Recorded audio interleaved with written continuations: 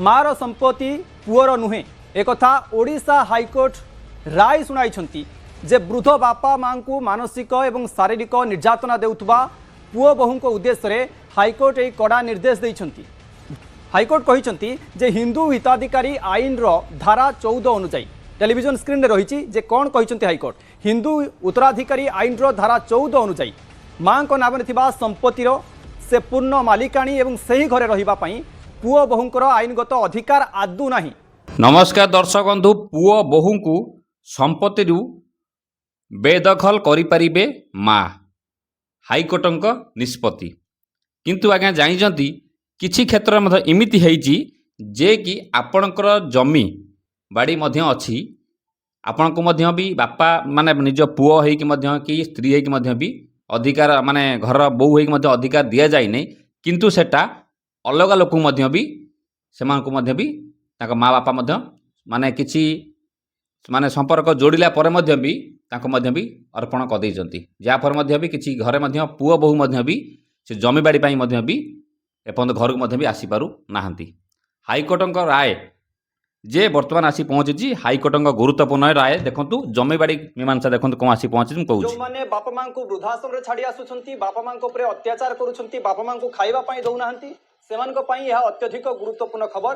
तृतीय प्रसंग TV screen को आनिया पई चाहिबी जहां अधिक गुरुत्वपूर्ण रही मार संपत्ति पुअर नुहे एक ओडिशा हाईकोर्ट राय सुनाई जे वृद्ध बापा माँ को मानसिक एवं शारीरिक निर्यातना देउथबा पुओ बहु उद्देश्य हाईकोर्ट एक कड़ा निर्देश देइछंती जे माँ पाखरे थिबा संपत्ति किंबा माँ अर्जित संपत्ति रे पुओर कोनोसी आईनगत अधिकार नाही बोली कहा दैछि।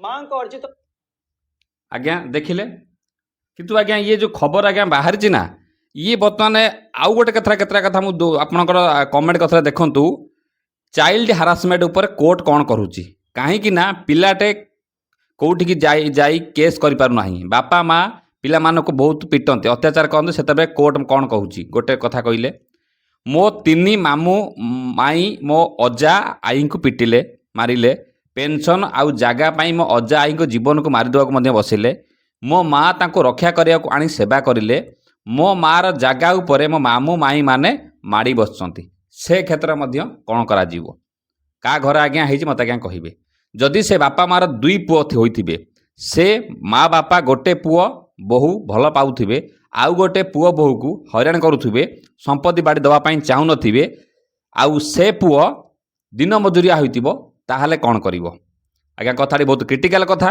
देखो मु तापर कहूछि पुओर किछि भी अधिकार नाही जो बापा माँ पुओ बहु को हैरान करुछंती पुओर किछि अधिकार नाही जो बापा माँ पुओ बहु को हैरान करुछंती से पुओ बहु को कौन करिवे तापर सबु बापा माँ को भल हैला आउ झियो मानक राजनीति घरे आहुरी बढ़ी जीवो सबु संपत्ति झियो मान नेबे और जेमिति आम घरे जोर करिकी नेउची आओ सार मु 2 वर्ष लानी 2 वर्ष होइथिले मो माँ मरी जाइथिले मो बापा माँ सेकेंड विवाह करथिले तापर से माँ को आउ मो बापा माँ मते मारिदेबाकू मध्य बसथिले मामू घर जानी पारले मते बंचाई रखिले जेमिति रोजगार कली मो पुओ को किछि झगड़ा कले मु आसिली घर करी जानी काली से भौणी को विवाह पाई पैसा देली ता छाड़ ये सब जो घटना चल हेछि ना ये आज्ञा घरे घरे मध्य भी हेछि आपण भी जानिचंती किंतु रियलिटी कौन जानते आज्ञा हाईकोर्ट निष्पत्ति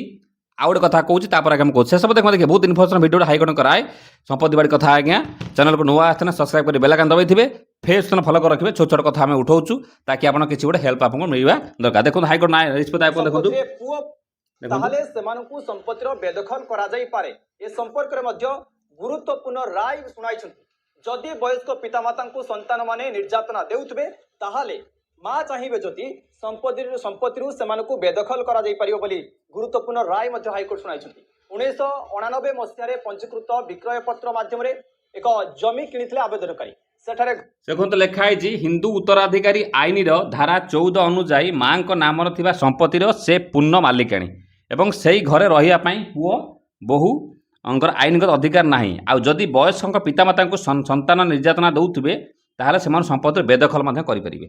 देखो दर्शक बंधु सबु घर समान न थाए बहुत बापा माँ को लोक पूजा कर आज पर्यंत किंतु बहुत बापा माँ को भी ମାରୁଛନ୍ତି ପିଟୁଛନ୍ତି ବୃଦ୍ଧା ଆଶ୍ରମରେ ଛାଡ଼ୁଛନ୍ତି। ଏ ଘଟଣା ମଧ୍ୟ ବି ହେଉଛି, ଆପଣ ଭଲ ଭାବେ ବି ଜାଣିଛନ୍ତି। କିନ୍ତୁ କିଛି କିଛି କ୍ଷେତ୍ରରେ ମଧ୍ୟ ଏଭଳି ବ୍ୟତିକ୍ରମ ଆଜ୍ଞା ହେଉଛି ଯେ କି କୋର୍ଟ କ'ଣ ଥାନା କ'ଣ ମାନେ ପଡ଼ିଶା ଘର କ'ଣ ଆମେ କ'ଣ କେହି ଆଜ୍ଞା ସମାଧାନ କରିପାରିବେନି। ଘର କଥା ଆଜ୍ଞା କ'ଣ ହେଉଛି ସେମାନେ ଜାଣିଛନ୍ତି। ଯେମିତି କେତେଟା ମୁଁ ଉଦାହରଣ ଆପଣଙ୍କୁ ମୁଁ ସ୍କ୍ରିନଶଟ୍ ମାଧ୍ୟମରେ ଆପଣଙ୍କୁ ଶୁଣେଇଲି, ଯାହା ଭିଡ଼ିଓର କମେଣ୍ଟରେ କିଛି ଲୋକ କରିଥିଲେ। କିଛି କିଛି ଜିନିଷ ତ ଓପର ଲେବୁଲରେ ହେଇଯାଉଛି, କିଛି କିଛି ଲେବୁଲରେ ମଧ୍ୟ ଏମିତି ଲେବୁଲରେ ହେଉଛି, ଖାସ୍ କରି ରାସନ କାର୍ଡ଼ ପ୍ରୋବ୍ଲେମ୍ ହେଇଥିବ ଦେଖିଥିବେ। କିଛି କ୍ଷେତ୍ରରେ ମଧ୍ୟ ବି ଶାଶୁ ଶ୍ୱଶୁର ମଧ୍ୟ ବହୁତ ଖରାପ ବି ଅଛନ୍ତି, ମୁଁ ମନା କରୁନି ଆଜ୍ଞା। କିଛି କ୍ଷେତ୍ରରେ ଅଛନ୍ତି ବୋଉ ବି ଭଲ ଅଛନ୍ତି, କିଛି କ୍ଷେତ୍ରରେ ମଧ୍ୟ ପୁଅ ବି ଭଲ ଅଛନ୍ତି, କିଛି କ୍ଷେତ୍ରରେ ମଧ୍ୟ ପୁଅ ମଧ୍ୟ ଖରାପ ମଧ୍ୟ ବି ଅଛନ୍ତି। କିନ୍ତୁ ଗୋଟିଏ କଥା ମୁଁ ମୋ ହିସାବରେ କହୁଛି, ଭିଡ଼ିଓ ଆଜ୍ଞା ସମ୍ପୂର୍ଣ୍ଣ ଦେଖିବା, ବିଲକୁଲ ସ୍କିପ୍ କରିବେନି। ଯାହା ଗୁରୁତ୍ୱପୂର୍ଣ୍ଣ ରାୟ ଯେହେତୁ ହାଇକୋର୍ଟ ଦେଇସାରିଛି ବର୍ତ୍ତମାନ, ଦେଖନ୍ତୁ କ'ଣ ବାହାରିଛି ତାପରେ ମୁଁ କହୁଛି। ପୁରା ଲାଇକ୍ କରିବେ, ଆପଣଙ୍କ ଲାଇଫରେ କ'ଣ ହେଇଛି ମୋତେ ଆଜ୍ଞା ଟିକେ କହିବେ। ସବୁବେଳେ ଆଜ୍ଞା କଥାବାର୍ତ୍ତା ଆଲୋଚନା କରିବା ଦ୍ୱାରା ସୋସିଆଲ ମିଡ଼ିଆ ମାଧ୍ୟମରେ ଏଇସବୁ କ୍ଷେତ୍ର ଖାସ୍ କରିକି ସରକାରଙ୍କ ପାଖକୁ ଭଲ ମନ୍ଦ ଯାଏ। ଯେ ଗୋଟେ କଥା ଯଦି ପଜିଟିଭ୍ ବାହାରୁଛି ହାଇକୋର୍ଟଙ୍କର, କିଛି କିଛି ଜିନିଷ ନେଗେଟିଭ୍ ମଧ୍ୟ ବାହାରିଯାଏ, ଯାହା ମଧ୍ୟ ଆପଣଙ୍କ ମଧ୍ୟ ପ୍ରୋବ୍ଲେମ୍ ବହୁତ ପକାଇ ଦିଏ। ଦେଖନ୍ତୁ କ'ଣ ଲେଖିଛି ପେପର ଲୋକ, ଦେଖନ୍ତୁ ପୁଅ ବୋହୂଙ୍କୁ ନିଜ ସମ୍ପତ୍ତିରୁ ବେଦଖଲ କରିବେ ମା। ବୁଦ୍ଧ ନା ପିତାମାତା ମାନସିକ ଶାରୀରିକ ନିର୍ଯାତନା ଦେଉଥିବା ପୁଅ ବୋହୂଙ୍କ ଉଦ୍ଦେଶ୍ୟରେ ହାଇକୋର୍ଟ କଡ଼ା ସୂଚନା ଦେଇଛନ୍ତି। ମାଆଙ୍କ ଅର୍ଜିତ ସମ୍ପତ୍ତିରେ ପୁଅ କିମ୍ବା ବୋହୂଙ୍କର କୌଣସି ଆଇନଗତ ଅଧିକାର ନାହିଁ। ମା ଚାହିଁଲେ ଉକ୍ତ ଜମିରେ ଥିବା ଘରୁ ସେମାନଙ୍କୁ ବାହାର କରିପାରିବେ ବୋଲି ହାଇକୋର୍ଟ ଗୁରୁତ୍ୱପୂର୍ଣ୍ଣ କହିଛନ୍ତି। ଏହି ମର୍ମରେ ବିଚାରପତି ଜଷ୍ଟିସ୍ ଆନନ୍ଦ ଚନ୍ଦ୍ର ବେହେରା କହିଛନ୍ତି, ଆବେଦନକାରୀଙ୍କୁ ପୁଅ ଗୋଟେ ହେଇଥିଲା, ତାଙ୍କ ପୁଅ ହେଉଛି ବୋହୂମଣି ଚନ୍ଦ୍ରମଣି ସାମଲ, ତାଙ୍କ ପତ୍ନୀଙ୍କ ପିଟିସନକୁ ମଧ୍ୟ ଖାରଜ କରି ତଳ କୋର୍ଟ ମଧ୍ୟ ନେଇଯାଇଛନ୍ତି। ଏହି ପରିପ୍ରେକ୍ଷୀରେ ହାଇକୋର୍ଟ କହିଛନ୍ତି ଯେ ଯଦି ହିନ୍ଦୁ ଉତ୍ତରାଧିକାରୀ ଆଇନ ଧାରା 14 ଅନୁଯାୟୀ ମାଆଙ୍କ ଘରେ ରହିବା ପାଇଁ ପୁଅ ବୋହୂଙ୍କର କୌଣସି ଆଇନଗତ ଅଧିକାର ନାହିଁ, ଯେହେତୁ ସମ୍ପତ୍ତିରେ ପୈତୃକ ନୁହେଁ, ତେଣୁ ସେଠାରେ ରହିବା ପୁଅର କୌଣସି ସାମ୍ବାଦିକ କିମ୍ବା ଆଇନଗତ ଅଧିକାର ନାହିଁ। ଏଭଳି କ୍ଷେତ୍ରରେ ବୟସ୍କ ପିତାମାତାଙ୍କୁ ନିର୍ଯାତିତ ହେଉଥିବା ସନ୍ତାନମାନଙ୍କୁ ଏହି ସମ୍ପତ୍ତି ବେଦଖଲ କରିପାରିବ ବୋଲି ହାଇକୋର୍ଟ ରାୟ ସ୍ପଷ୍ଟ କରିଛନ୍ତି। ତାପରେ ଦେଖନ୍ତୁ ଏମିତି ବହୁତ ଜିନିଷ ଦେଇଛି, ଆପଣ ଲଗାଉଛି ପଢ଼ି ଜାଣିପାରିବେ ସେ ଏକଥା ଦେଖିଲେ। କିନ୍ତୁ ଆଜ୍ଞା ଗୋଟେ କଥା ଦେଖନ୍ତୁ ଆଜ୍ଞା, ପ୍ରଥମତଃ ହେଲା ବାପା ମା' ଭଳିଆ ସମ୍ପତ୍ତି ଆଜ୍ଞା ପୃଥିବୀରେ ନାହିଁ। ତାଙ୍କୁ ଆପଣ ଯଦି ବାପା ମା' ଭୁଲ ବି କରିଛନ୍ତି, ଆପଣ ଦେଖନ୍ତୁ ଆପଣଙ୍କ ଭୁଲକୁ ସୁଧାରି ଦିଅନ୍ତୁ, ଦେଖିବେ ସେଇ ବାପା ମା' ମଧ୍ୟ ଆପଣଙ୍କର ମଧ୍ୟ ବି ହେଇଯିବେ ଏବଂ ଆପୋଷ ସମାଧାନ ମାଧ୍ୟମରେ ତାକୁ ମଧ୍ୟ ସମାଧାନ ହେଇପାରିବ। କିନ୍ତୁ କିଛି କ୍ଷେତ୍ରରେ ଆଜ୍ଞା ମଧ୍ୟ ବି ବହୁ ବି ପ୍ରୋବ୍ଲେମ୍ କରୁଛନ୍ତି, କିଛି କ୍ଷେତ୍ରରେ ମଧ୍ୟ ବି ସ୍ୱାମୀ ବି ପ୍ରୋବ୍ଲେମ୍। ଏମିତି ହେଉଛି ଯେ ପୁଅଟି ମଧ୍ୟ ବାଧ୍ୟ ହେଉଛି ବାପା ମା'କୁ ଷ୍ଟେପ୍ ନେଇଯିବା, ମାନେ କିଛି ଗୋଟେ ଷ୍ଟେପ୍ କରୁଛି। କିନ୍ତୁ ଆଜ୍ଞା ଦେଖନ୍ତୁ କୌଣସି ସ୍ତ୍ରୀ ଲୋକଙ୍କ କଥାରେ ପଡ଼ିକି ନିଜ ଜନ୍ମ କଲା ବାପା ମା'ଙ୍କୁ ହଇରାଣ କରନ୍ତୁ ନାହିଁ, ବୃଦ୍ଧାଶ୍ରମ ଛାଡ଼ନ୍ତୁ ନାହିଁ। ଆପଣ ବି ଦିନେ ବୃଦ୍ଧା ହେବେ, ଆପଣ ବି ଦିନେ ବୁଢ଼ା ହେବେ, ଆପଣଙ୍କ ପୁଅ ଯଦି ଆପଣଙ୍କ ସହିତ ଠିକ୍ ସେୟା କରେ ଆପଣଙ୍କୁ କେମିତି ଲାଗିବ? ତ ସେଥିପାଇଁ ଗୋଟେ କଥା ହେଉଛି ଦେଖନ୍ତୁ, ଆପଣ ତ ସବୁର ସମାଧାନ ବାଟ ଅଛି, ସବୁର ସମାଧାନ ବାଟ ଅଛି। ଘର ପ୍ରୋବ୍ଲେମ୍ ହେଇଛି, ଆଜି ନାହିଁ କାଲି ସଲ୍ଭ ହେଇଯିବ। ଆପଣଙ୍କ ଜମିବାଡ଼ି ପ୍ରୋବ୍ଲେମ୍ ହେଇଛି, ଆଜି ନାହିଁ କାଲି ସଲ୍ଭ ହେଇଯିବ। ଏଇ ଯେଉଁ ହାଇକୋର୍ଟଙ୍କ ରାୟ, ଏଥିପାଇଁ ସରକାର ନେଉଛନ୍ତି ରାୟ ନେଉଛନ୍ତି, ସୁପ୍ରିମକୋର୍ଟ ହେଲା ହାଇକୋର୍ଟ ହେଲା କି କେତେ କ୍ଷେତ୍ରରେ ମଧ୍ୟ ଦେଖାଯାଉଛି, ମାନେ ଯେଉଁଟାକି ଆପଣଙ୍କୁ ଯେଉଁ ବାପା ମା' ଜନ୍ମ ହେବାଠୁ ଉଠେଇକି ଏତେ ବଡ଼ କରିଛନ୍ତି, ତାଙ୍କୁ ଆଜ୍ଞା ପଚାରୁନାହାନ୍ତି, ଲୋକ ମଧ୍ୟ ମାରି ଦେଉଛନ୍ତି ଆଜ୍ଞା ମଧ୍ୟ ବି ଜମିବାଡ଼ି ପାଇଁ ମଧ୍ୟ ବି। ସେଥିପାଇଁ ଗୁରୁତ୍ୱପୂର୍ଣ୍ଣ ରାୟ ନେବାକୁ ପଛେଇ ନାହାନ୍ତି। କିନ୍ତୁ କେତେ କ୍ଷେତ୍ରରେ ମଧ୍ୟ ବି ପ୍ରୋବ୍ଲେମ୍ ହେଉଛି, ଯାହା ମୁଁ କହିଲି ଟିକେ ପୂର୍ବରୁ। ଆପଣଙ୍କୁ କ'ଣ ଲାଗିବ, ଆପଣ ଘରେ କ'ଣ ହେଇଛି ଆଜ୍ଞା ମୋତେ ଟିକେ କହିବେ। ଆଉ ଏ ରାୟଟି ଆପଣ କିପରି ଲାଗିଲା, କ'ଣ ଲାଗିଲା ନିହାତି ଜଣାଇବେ। ଏବଂ ବାପା ମା'ଙ୍କୁ ଆଜ୍ଞା ସବୁବେଳେ ଏବଂ କେବେ ଛାଡ଼ନ୍ତୁ ନାହିଁ, ତାଙ୍କୁ ମଧ୍ୟ ପୂଜା କରନ୍ତୁ। ସେ ବାପା ମା' ଦେଖିବେ ଦିନେ ଦିନେ ଆପଣଙ୍କ ମଧ୍ୟ ବି ଦିନେ ଦିନେ ମଧ୍ୟ ବି ସବୁ ସମାଧାନ ହେଇଯିବ। ବାକି ଯେଉଁ ଅଜା ଆଈ ଘଟଣା, ଯେଉଁ ସମ୍ପତ୍ତି କଥା କହୁଛ, ଅଜା ଆଈ ଘଟଣା କି ଅନ୍ୟ କିଛି ଘଟଣା ମଧ୍ୟ ବି ପ୍ରୋବ୍ଲେମ୍ ହେଉଛି, ବେଦଖଲ ସେମାନେ ଆସିକି ମଧ୍ୟ ଆପଣଙ୍କୁ ବାପା ମା'ଙ୍କ ସମ୍ପତ୍ତି ଯେହେତୁ ଅଛି କିଛି ମିଶି ତାକୁ ମଧ୍ୟ ବି କାହା ଘରେ ଆଜ୍ଞା ଏମିତି ହେଇଥିବ ମୋତେ କହିବେ। ବହୁତ ଲୋକ ଏମିତି ଗମ୍ଭୀର କାନ୍ଦୁଛନ୍ତି, କିନ୍ତୁ ଆଜ୍ଞା କାହାକୁ କହିପାରୁନାହାନ୍ତି। ଘର ଭିତରେ ଘଟଣା ଏମିତି କିଛି ଘଟଣା ହେଉଛି ଯେ କି ଆଫ୍ଟର ମ୍ୟାରେଜ୍, ମାନେ ବିଫୋର ମ୍ୟାରେଜ୍ ଗୋଟେ ପ୍ରକାର ଥିବ, ଆଫ୍ଟର ମ୍ୟାରେଜ୍ ହେଲା ପରେ ମଧ୍ୟ ପ୍ରୋବ୍ଲେମ୍ ହେଉଛି ସମସ୍ତଙ୍କ ଘରେ, କିନ୍ତୁ ସେଟା କେହି କହିପାରୁନାହାନ୍ତି।